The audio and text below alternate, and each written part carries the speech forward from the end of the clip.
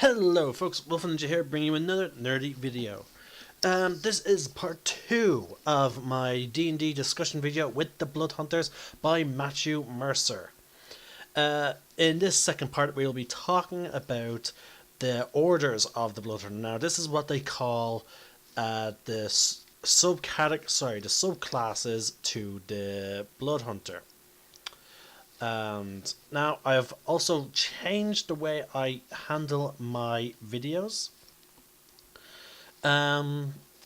So I found out through the dashboard I could still keep an eye on the stream chat, and I'll be able to still keep an eye on everything else.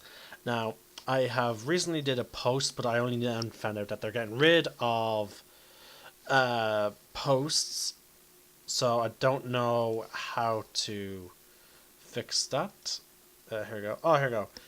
Go to panels. Add a text or image to the panel. Description. Paste. There we go.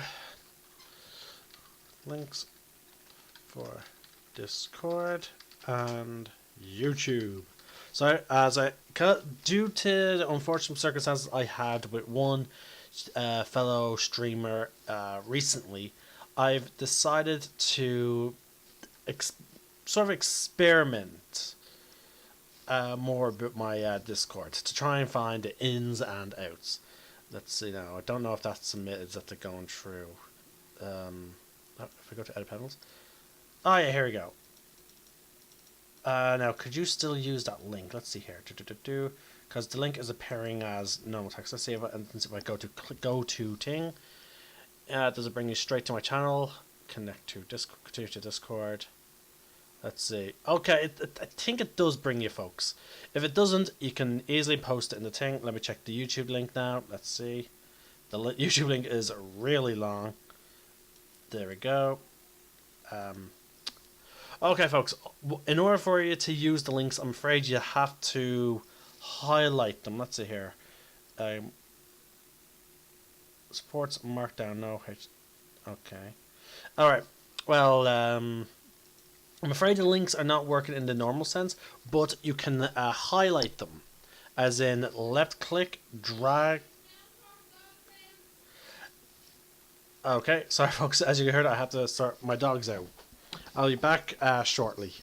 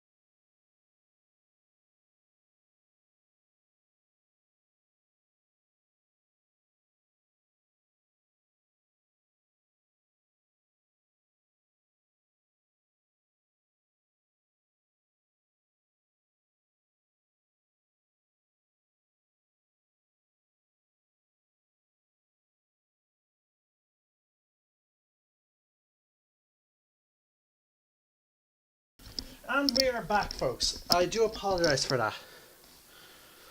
Oh. Whoa, okay. Now, to repeat what I said, folks, I've tested out both links for both Discord and YouTube.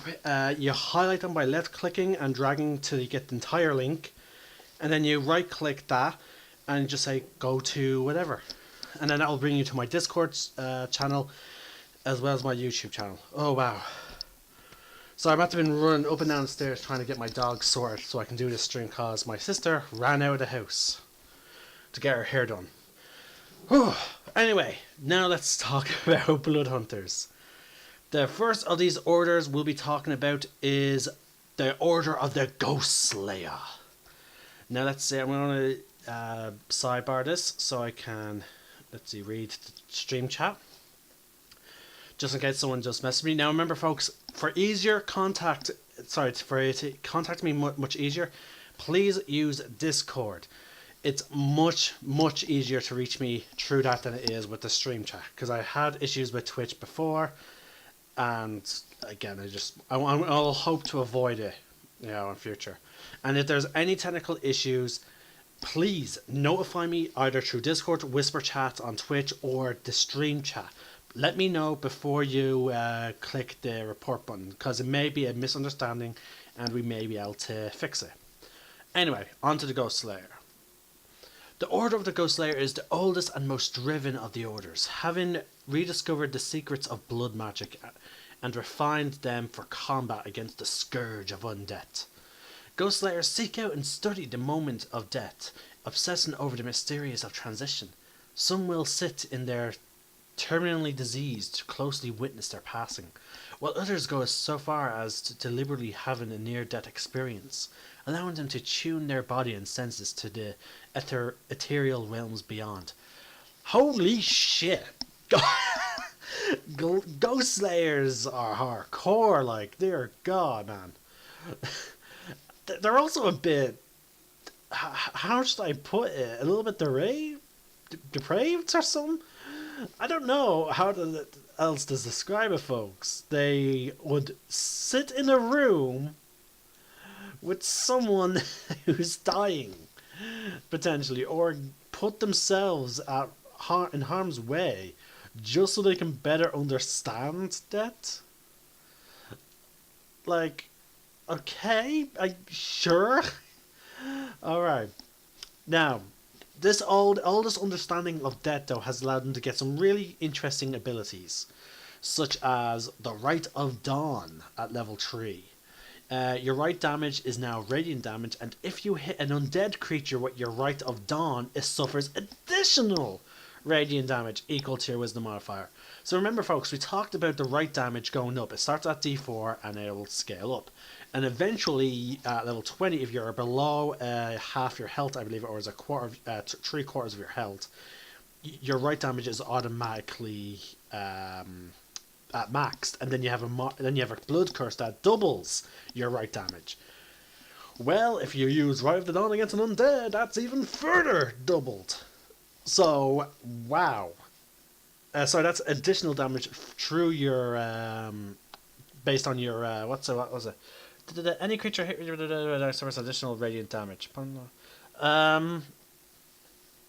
Upon reaching level 11, any creature you hit with your Rite of Dawn, suffers this additional damage. Oh, okay, so when at level 11, your Rite of Dawn gets upgraded, so that's not just undead that takes the extra radiant damage. It's everything. Okay, now I get you. But oh wow, that is ridiculous, folks. That is really powerful. And that's at level 3. Level 7, you get Hollowed Veins. Your blood curses become honed to the fabric of a creature's essence. Your blood curses can now inflict any creature, regardless of their form or lack of blood. In addition, when you target an undead creature with a blood curse, it must make a Wisdom saving throw. DC is 8 plus your proficiency bonus plus your Wisdom modifier, or it cannot target you with an attack until the end of your next turn. That's really handy, especially if you're going for you can curse them with Curse of the Mark, which will double your Rite damage. Get that chance to get right up into him, and then BAM! That fucker's going down. You have also Supernal Surge. Okay, I probably butchered that pronunciation, folks. Upon reaching level 11, you've learned to briefly step into the spirit world, enabling a swift and deadly strike. When you use an attack action, you can make one weapon attack as a bonus action, and you temporarily become spectral. Until the end of your next turn, you can move through other creatures and objects as if they were difficult terrain. You take 1d10 force damage if you end your turn inside an object. If you are inside an object when you are no longer spectral, you are immediately shunted to the nearest unoccupied space that you can occupy and take force damage equal to twice the number of feet you moved. You may expend a use of this feature as a bonus action instead of making an attack. You can use this feature a number of times equal to your wisdom modifier, minimum of once. You regain all expended uses when you finish a short or long rest. See, I like how the bloodhunter is really going for those short rests, folks. Like a lot of their stuff seems to charge on a short rest, short or long rest, and which is brilliant. We still have a few more things. We're getting on to now Gravesight. At level 15, you can see in magical darkness up to 30 feet, as well as see invisible creatures and objects that are 30 feet away.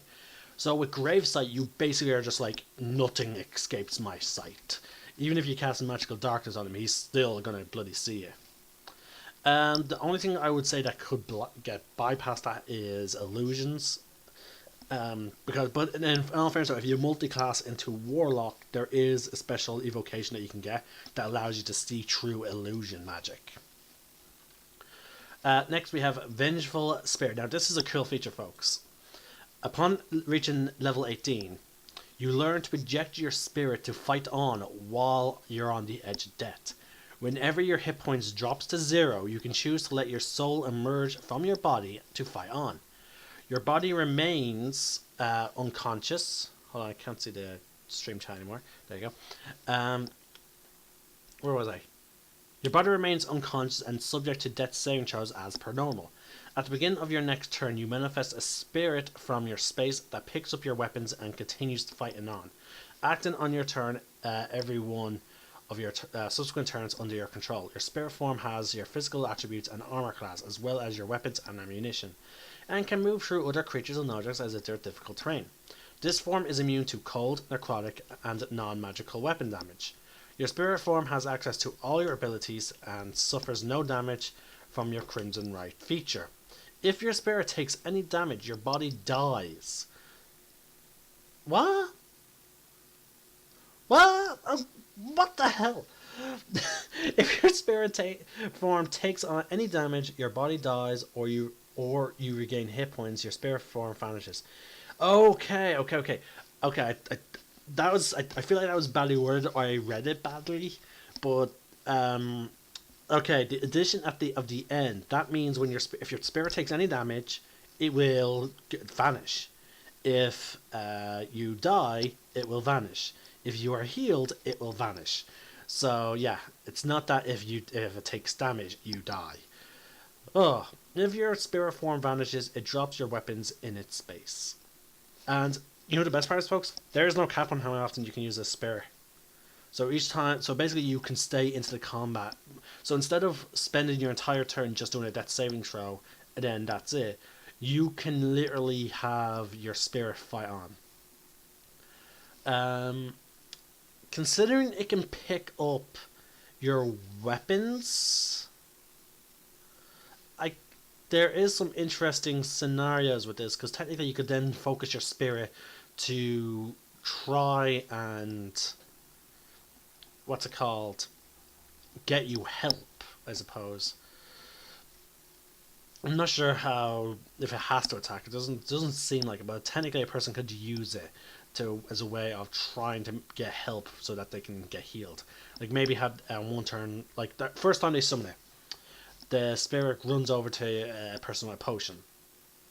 Person gives them a potion, runs back. Or even then, if you go down, have your spirit search your pockets and, give you a potion. But again, that's not. See, no, it just says to fight on. Pick up your weapons and continues. See, now the thing is, it does say when you manifest a spirit form in your space, that picks up your weapons and continues fighting on.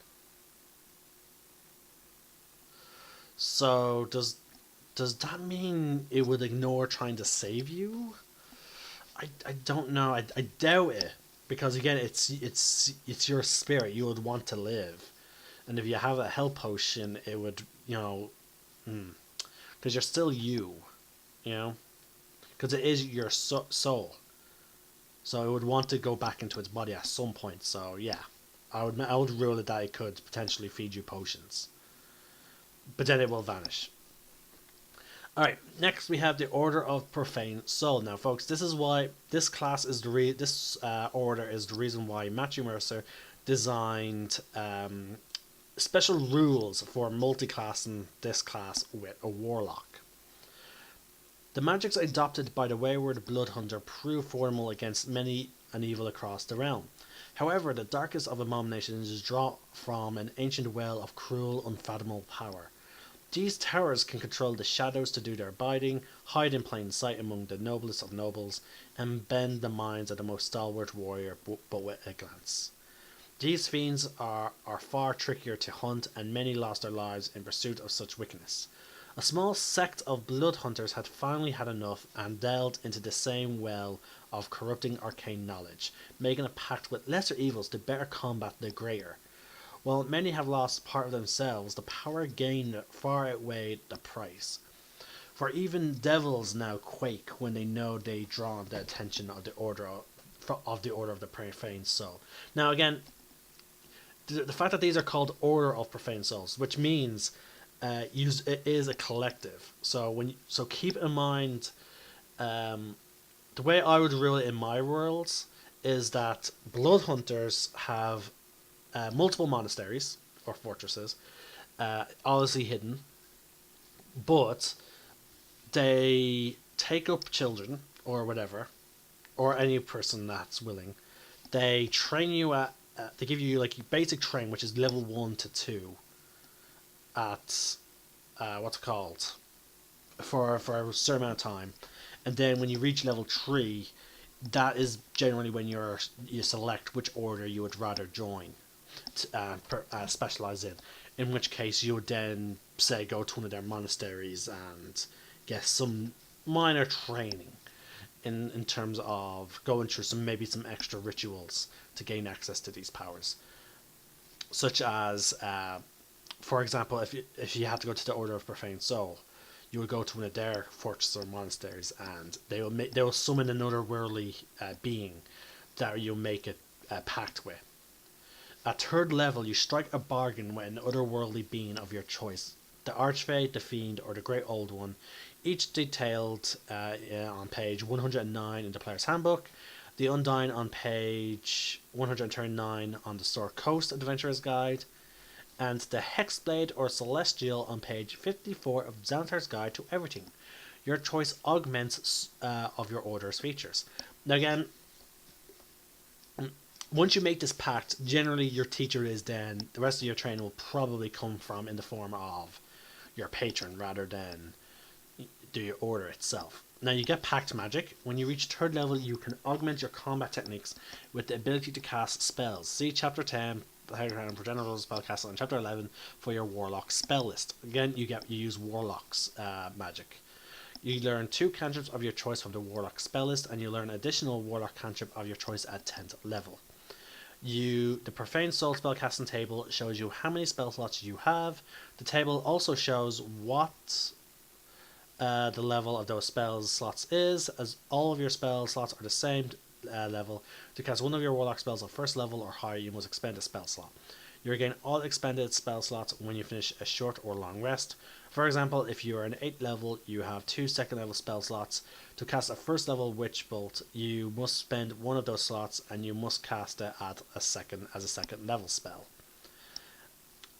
At 3rd level, you know 2 1st level spells of your choice from the warlock spell list. The spells known column of the Profane Soul table shows you when you learn more warlock spells of your choice at 1st level or higher. And we'll get into that, folks, there. Your spellcasting ability for this is not charisma, though. It is wisdom. Wisdom is your spellcasting ability for your warlock spell. So you use your wisdom whenever a spell refers to a spellcasting ability. In addition, you use your wisdom modifier for setting the DC for those spells. So again, it's used a lot from the warlock, except you do not use charisma. You use wisdom. Now, you have a right focus. Being that this specializes in using your weapon, I believe. Because because it's called Right, and you have Crimson Right. Begin at third level, your weapon becomes a core to your pact with your chosen dark patron. While you have an active right, you can use your weapon as a spellcasting focus found in Chapter 5, Player's Handbook for your spells. Your chosen pact also enhances your right outlined below. Now, folks, as I said, whereas the Warlock can go sort of a caster with Pact of the Tome, or a summoner with Pact of the Chain, and then or a Warlock can go with, as a combat specialist, generally with Pact of the Blade. The bloodhunter, since they're purely focused on killing, they're not interested in learning. They're interested in killing evil. So you could say that they don't have that option. They're Pact of Blade, and they sort of do that in the sense of amplifying their right damage. Now they don't actually get to summon their weapons, but again they do get lots of enhancements. Let's see. If you made a pact with Archfey, this is where you could sort of plan. You should look at this while you're planning out which order you get your primal rights from. Okay, so you might want to look at this beforehand. If you deal right damage to a creature, that creature loses any half or 3/4 cover bonuses, as well as invisibility until the beginning of your next turn. So you basically turn off their invisibility and they lose all sense of cover. If you made a deal with a fiend while using the Rite of Flame, if you rolled a 1 on your right damage die, you may re-roll that die. You may re-roll only once per attack. Now imagine you have to use the same the new roll. The Great Old One. Whenever you deal a critical hit to a creature, that creature must make a Wisdom saving throw against your spell save DC. On a failure, the creature is frightened of you until the end of your next turn. Undying. Whenever you reduce a hostile creature to 0 hit points with a weapon attack and kill it, you regain hit points equal to your Crimson Right damage die. The Celestial. You expend a use of your Blood Maledict feature as a bonus action to heal one creature within 60 feet of you. They regain hit points equal to your Crimson Right damage die rolled twice, plus your Wisdom modifier minimum of 1. I like that. I like this idea of the Celestial, because again, that's not even using dark magic. I believe Undying and Celestial are actually good. With Fae and Old Ones, that's a bit in the air, but with Celestial and Undying, that is very much straightforward, a good source of magic. And I like how it sort of reflects that, like the Undying keeping you alive, and the Celestial being, a healer. And that is good. And remember, you regain your use of Blood Maledicts when you take a short rest. Now, the Hexblade. Whenever you target a creature with a blood curse, your next attack against the cursed creature is a critical hit on a roll of 19 or 20 on a D20. That one is in my opinion, is potentially the weakest of the lot of them, because it's very circumstantial.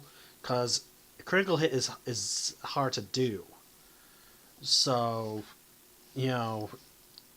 it's just very rare.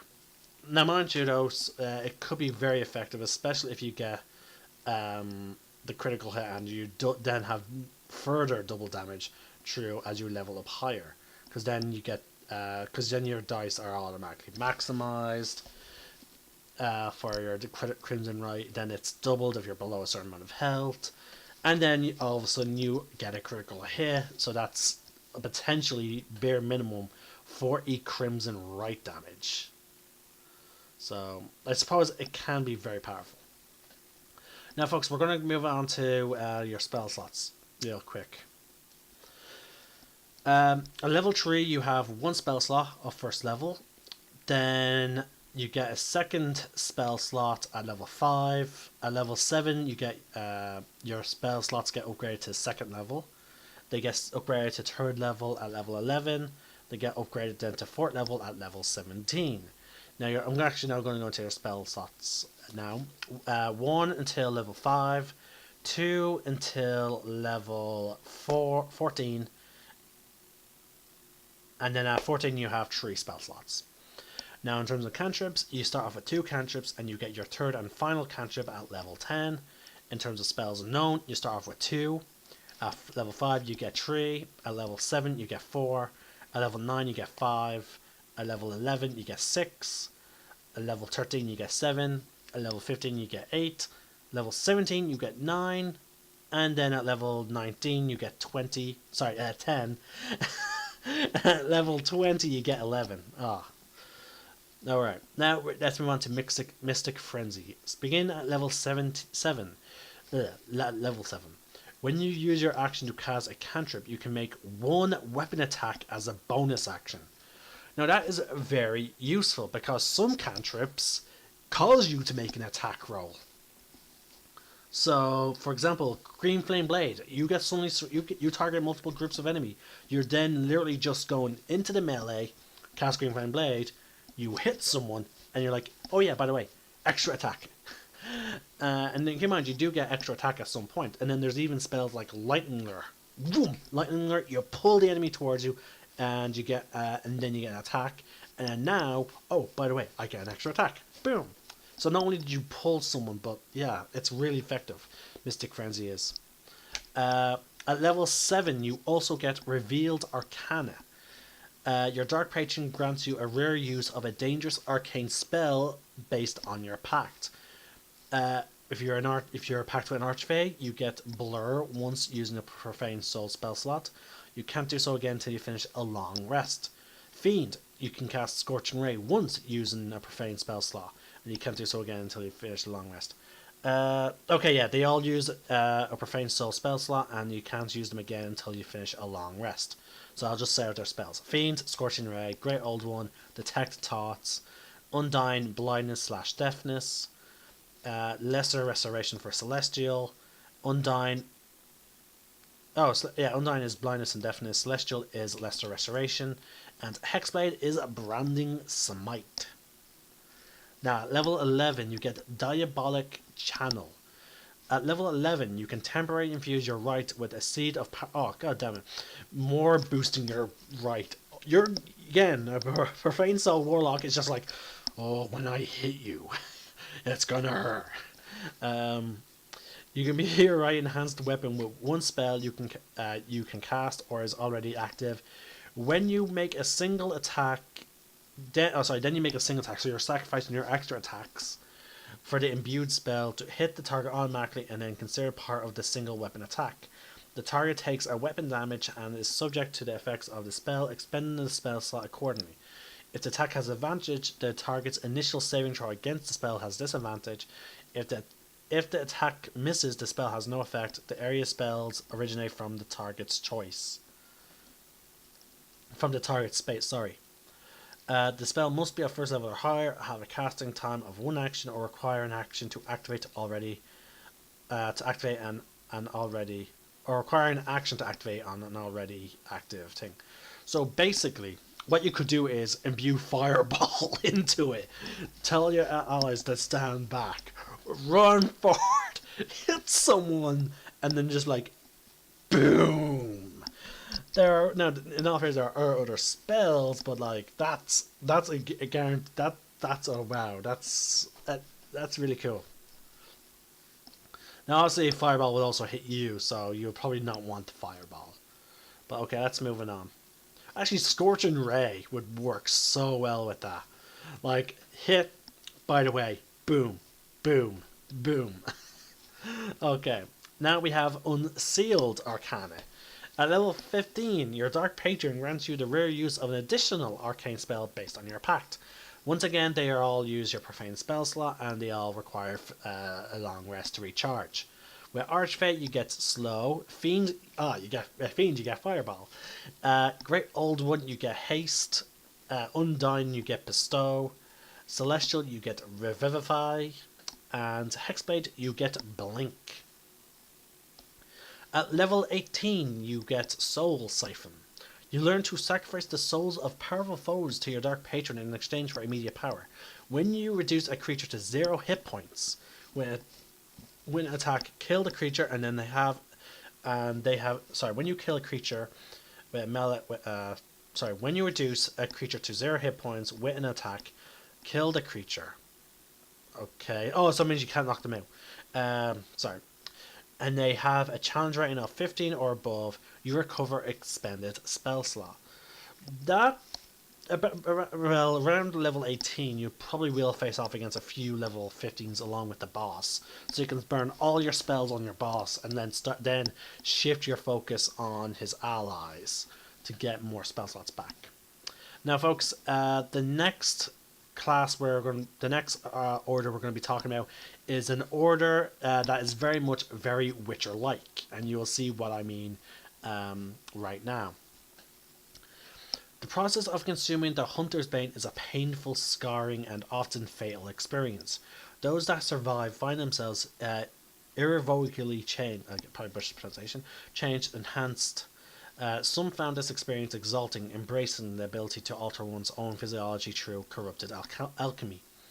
Over generations of experimentation, a splinter order of the Bloodhunters began to emerge, one that focused on brewing toxic elixirs to modify their capabilities in battle, altering their blood, and over time becoming something beyond human. They called themselves the Order of the Mutant. Now, here's where it gets interesting. Their first feature is called Formulas. You begin to uncover forbidden alchemical formulas that temporarily alter your mental and physical abilities. Beginning at level 3, you choose to learn 3 mutagen formulas. Your formula options are detailed at the end of this order description. You gain additional formula at level 7, 11, 15, and then level 18. Additionally, when you gain a new mutagen formula, you can choose one of the formulas you already know and replace it with another formula. Now, keep in mind, folks, that means, like with sorcerers, that means you have to plan out which mutagens you want by level 20. At 3rd level, you have mutagen craft. At level 3, you can take a short rest to conduct a single mutation. Consume a single mutagen requires a bonus action, and effects, including side effects, last until you complete a short or long rest to meditate and flush the toxins from your system. Mutagens are designed for your biology. They have no effect on large or larger creatures. They only impart the side effects to other medium, smaller creatures that drink the entire mutagen. They are also unstable by nature, losing their potency over time and becoming inert if not swallowed. Before you finish your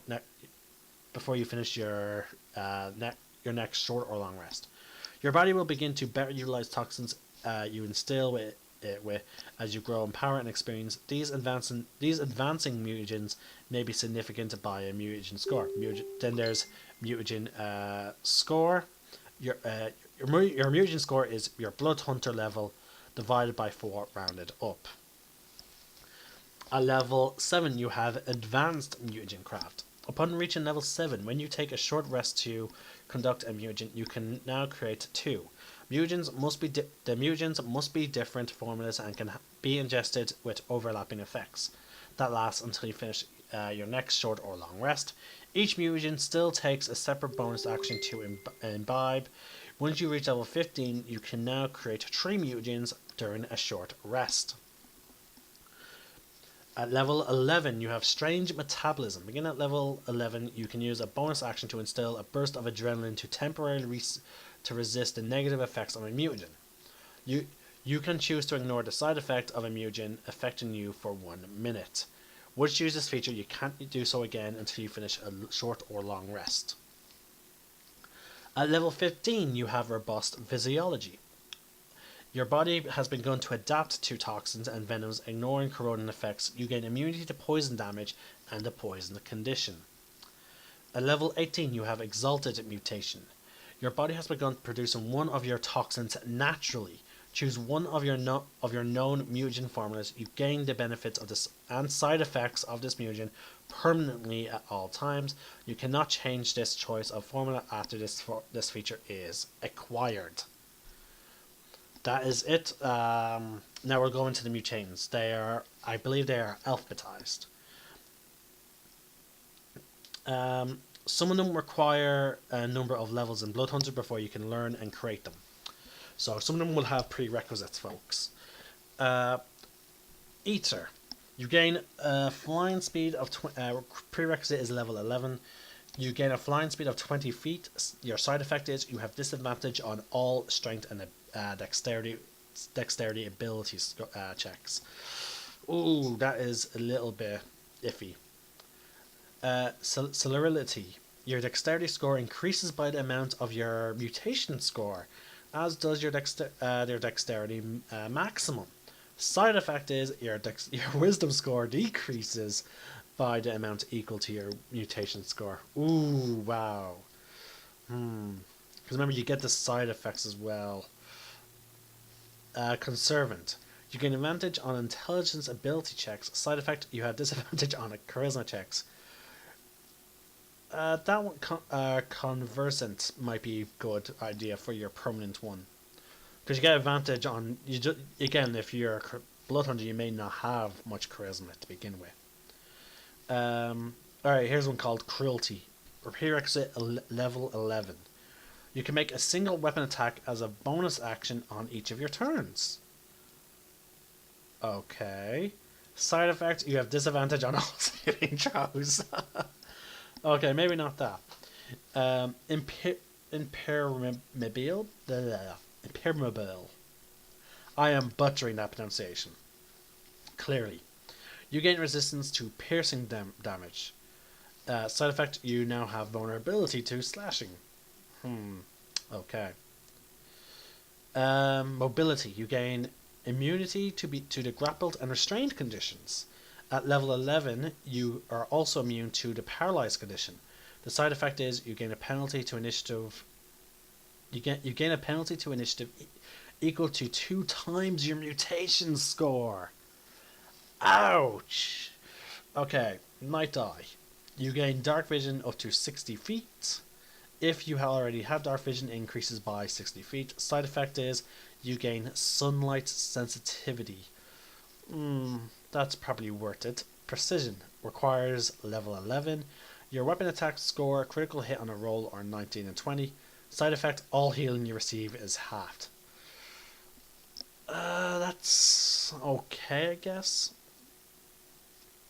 Now again, keep in mind, none of these can. You have the option of which one you want to be permanent, but you must pick one. So keep in mind, and you can't learn all of them, sadly. And there's quite a lot, folks. That was just precision, rapidity, I guess that's called.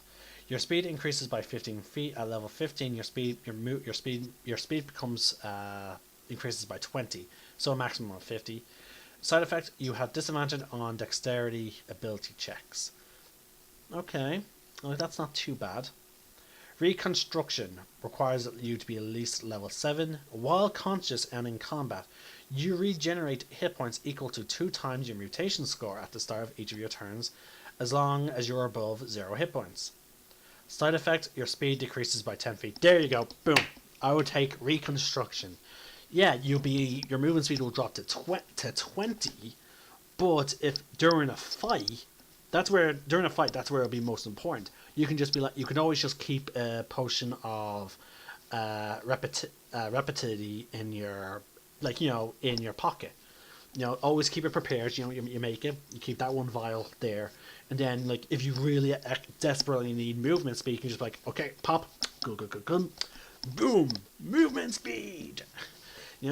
That again, as you said, it's handy to mix effects and again, it's nice that you could try and offset one by the other. But now keep in mind though, you will still have disadvantage on all dexterity saves, but again, you offset one of the weaknesses from a really good one. Sagacity. Your wisdom score increases by the amount equal to your mutation score, as does your wisdom maximum. Side effect is your armor class is reduced by the amount equal to your mutation score. That's good if you really wanted to know if someone was lying or where the enemy was located. Shielded is the next one. You gain resistance to slashing damage. Side effect is you're now vulnerable to bludgeoning. Unbreakable. You gain resistance to bludgeoning damage. Side effect, you're now vulnerable to piercing. Weariness. You gain a bonus to your initiative equal to 2 times your mutation score. Side effect, you have disadvantage on wisdom perception checks. Okay, again, Order of the Mutant, very interesting. Like, again, let's see, how many would you get at max? You start off with 3, and then you get 1 at level 7, 4, 5, 6, 7. You get a maximum of 7 potions. So 1, 2, 3, 4, 5, 6, 7, 8, 9, 10, 11, 12, 13, 14, 15. There is 15 of them, so you get about half of them. Now, I will say it does not state that you're the only one that can drink it, but I will say that what's it called? Because like it does specifically say mutagens are designed for your biology. They have no effect on large or larger creatures, and only impart the side effects on other medium creatures. So basically, you're the only one that's going to get the benefits. So you can't really hand them out. You know. All right, next we are on to the Order of the Lichen. I do believe I have an updated version of it. I hope. Let's see, last modified. That's last year, no. That's last year as well.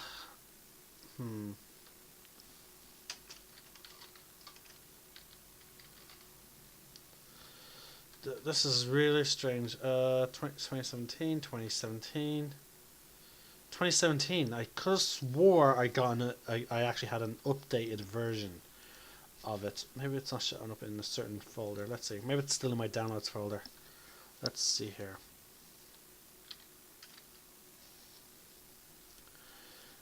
Here we go. Lichen. 2017, 2017. Season 5 narratives. Tomb of Annihilation. Don't know where that.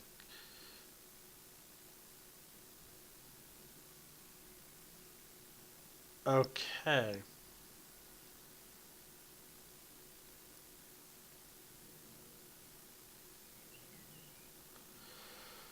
Strange.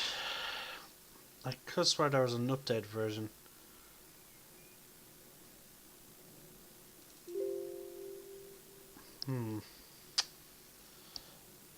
Let me check real quick on DM's Guild to see if there was an updated version. Where's my DM's Guild? Shortcut.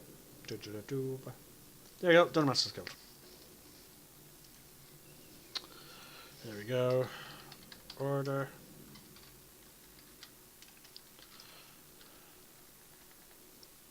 Of the Lichen.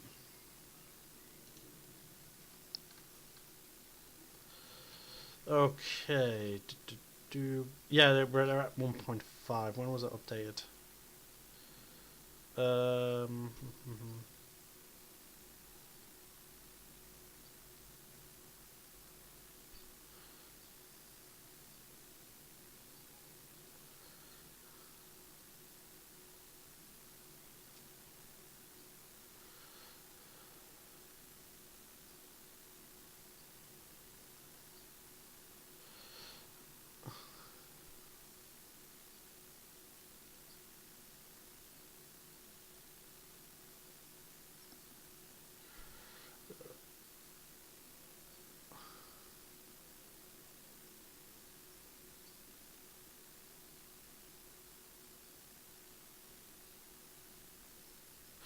Alright, I'm just going to download it again just to be, just to be safe.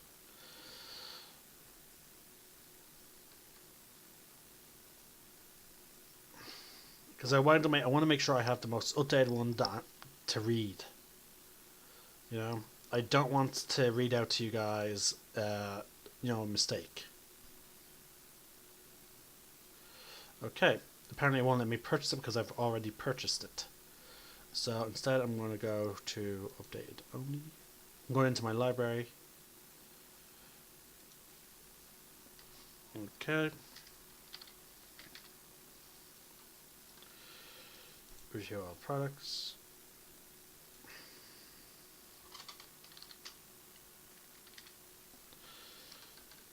Order of the Lycan. Download.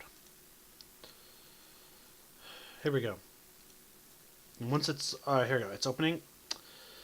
All right. Now I for sure have the most updated Order of the Lycan. All right. Now he added a good bit of lore. Now me and one of my DMs got in, me and a friend got into a real interesting debate when it comes to Order of the Lycan, and I'm gonna discuss it now before I read this, and I want your guys' opinion. Now Matt Mercer semi agreed with me, but he did acknowledge that the DM can certainly rule something, make some sort of ruling. Basically, the discussion was: would the Order of the Lycan transform on a full moon? Now, I said because of a ritual that's described in the PDF, they would not call it the taming. Eventually, I saw Matt Mercer was once again answering questions, and he answered one of my questions. Now, he pointed out, I was discussing with another purchaser until Matt Mercer commented. He mentioned that you wouldn't undergo the taming until level 3, having proven the possibility of the possible willpower to control the beast within. If they had the disease beforehand, the DM can develop the scenario where you are unable to control yourself once transformed until the taming is undergone, using the monster manual template until then. Then, as for the full moon question, he said the training of the order allows them the willpower to resist the forced transformation on a full moon, in most cases. But your DM is certainly allowed to enable a situational rules such as disadvantage on your bloodlust saves during a full moon, etc. Now, again, I pointed out to him that I was I was assuming that until level 3 I would transform, but the ritual would allow me to resist the full transformation on a full moon. But I can easily imagine the disadvantage on bloodlust saves, but thank you for getting back to me. So, technically we were both correct in the sense of what Matt, sort of had in mind. But at the same time, your DM is certainly allowed to be like, okay, you don't transform, but here's some side effects though. Now, here we go. We're going to now read the description, which is what we were debating about. Of the many terrible curses that plague the realm, few are as ancient or as feared as lycanthropy. Passed through the blood, this affliction seeds a host with savage strength and hunger for violence of a wild beast. Those that shun the curse spend their lives burying their wild bestial urges deep inside. However, the power of the rising full moon makes the curse too strong to resist, and the host transforms into a terrifying animal-humanoid hybrid, controlled by murderous impulse. Those that embrace the dark nature of their curse learn to harness their bestial gifts, but also succumb to evil. Vicious temperament that drives the beast within.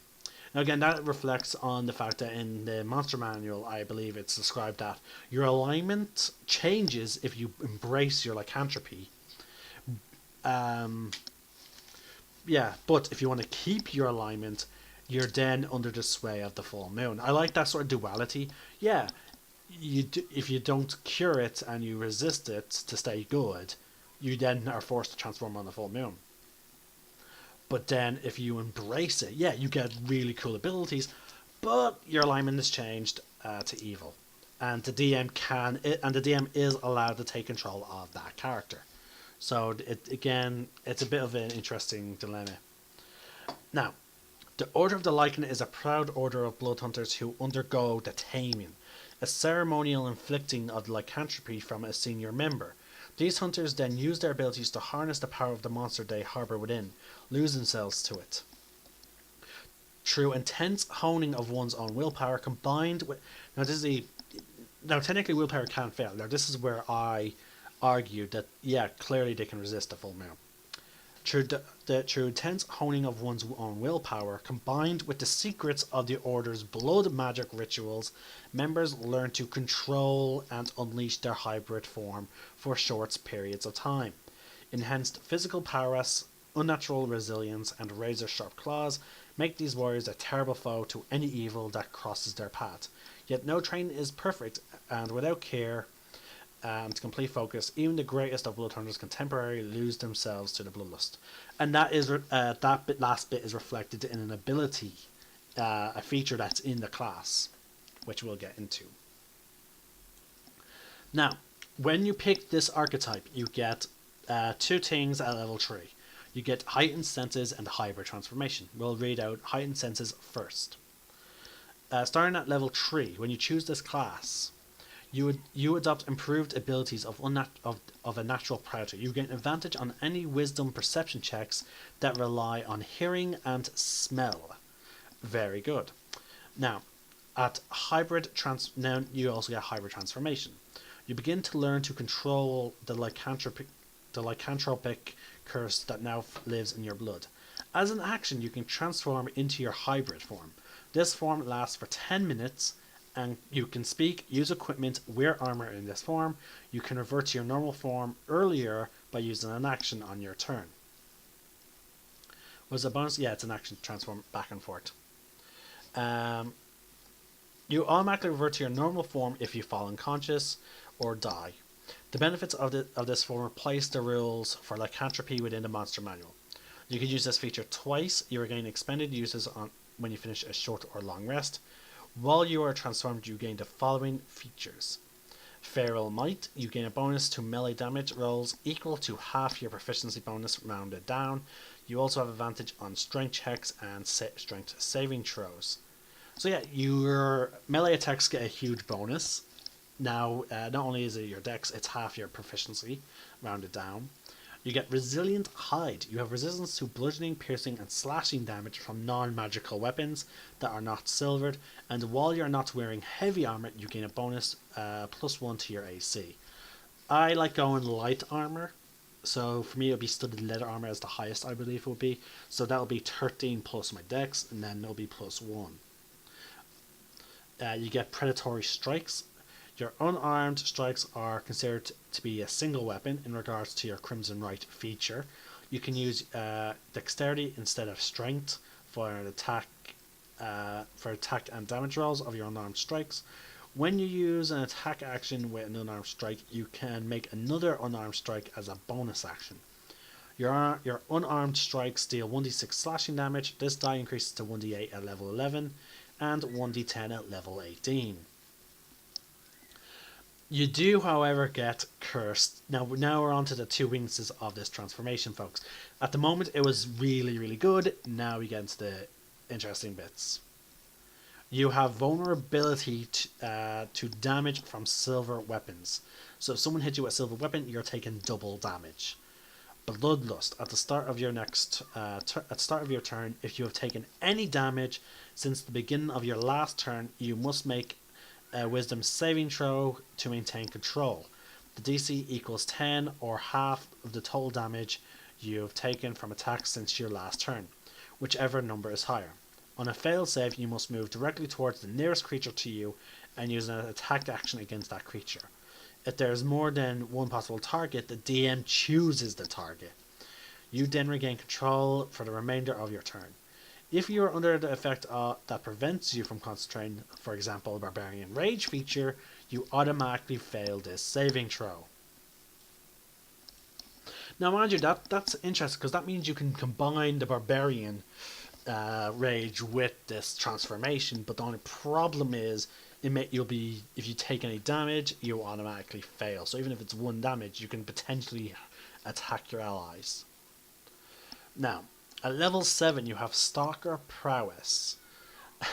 Wow, that's a very inappropriate title, I suppose, in this nowadays society. At level 7, your speed increases by 10 feet. You also can add 10 feet to your long jump distance and 3 feet to your high jump distance. In addition, your hybrid form gains the improved Predatory Strikes feature. So, the other things I mentioned earlier are all for your transformation. This is for your human form. When you have an active right while in your hybrid form, your unarmed strikes are considered magical for the purpose of overcoming resistance and immunity to non-magical attacks and damage. So there you go, folks. So your hybrid form, this whole archetype is built around your transformation. You know, it completely is like all your abilities except for the heightened senses.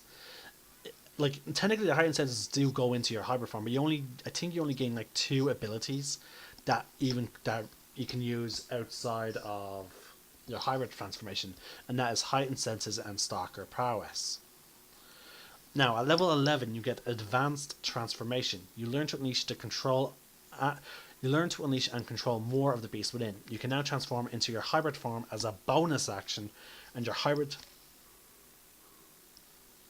your transformation now lasts for up to 30 minutes. In addition, your hybrid form gains the Lycan regeneration and beastly precision features. At the start of your turn, you regain hit points equal to 1 plus your Constitution modifier if you have no more than half of your hit points left. You do not gain this benefit if you have 0 hit points. So basically, you drop to less than half your hit points. You slowly begin regenerating. And then your beastly precision is you gain a bonus to melee attack rolls made with your unarmed strikes equal to half your proficiency bonus rounded down. So you become more accurate and you're becoming slowly more deadly in your transformation mode. Now, Iron Volition, that might be something that we can use outside of transformation. Beginning at level 15, you've honed your willpower to better resist the violent urges of your lycanthropic curse. Whenever you make a wisdom saving throw to maintain control of your hybrid form, you do so with advantage. In addition, your hybrid form gains the pack hunter feature. Okay, once again, this relates more into your transformation. But it allows you to maintain your control more. So even when you get damaged, you can now better have a chance of controlling it. You have advantage on attack rolls against a creature if at least one of your allies is within 5 feet of that creature, and the ally is not incapacitated. So yeah, there you go, folks. That essentially means now you have pack tactics at level 15 while in your hybrid state.